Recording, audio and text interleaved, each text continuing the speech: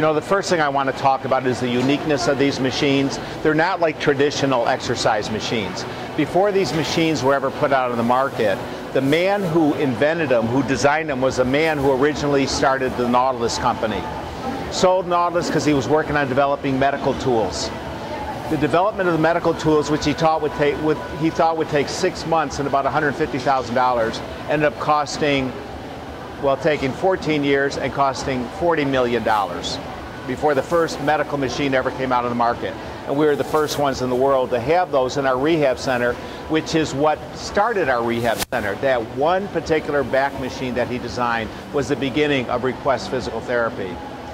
In the development of those machines, people who started purchasing started looking at it and saying, well, do you have a few other exercise machines that we can work around to help support the spine, but just exercise machines? So Arthur developed 5 exercise machines. We put those 5 machines inside the health club as a test. The members loved them. So then I told Arthur, why don't you design an entire line of these machines, which he did. And he created the circuits that you see here right now. What makes the machine so unique is, well, 2 things. One is the design of the cam to perfectly help develop a person's strength, just as the muscle was designed to become stronger. The next thing was removing friction from the machine. All exercise machines have friction.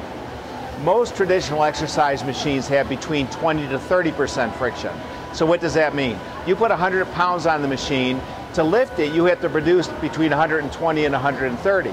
But to lower it, you only need to lower 70 to 80, right? So you actually make it much lighter on the way down. Well, the lowering portion of the exercise is the most important part of the exercise. That's why we always stress, do it slowly. Whatever time it takes you up, do it more slow on the way down. The big thing that Arthur learned in developing the medical machine was how to remove the friction from the machine. Now, you can't remove all the friction from a machine, but the friction was reduced to about 5%. And one of the great ways he did it was he removed the guide rods on the machines. So you see this one rod that goes through the center. The only purpose of that is to attach to the weight stack.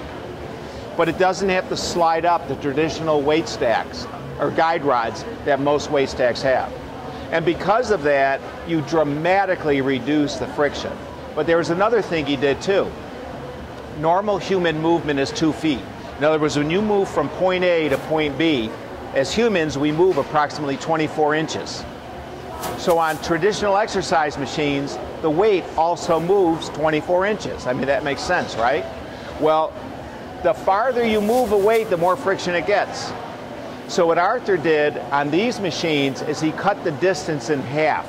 So if we move 24 inches, the weight stack only moves 12 inches. So that removes 50% of the friction right there. But in order to do that, he had to put on heavier weight stacks.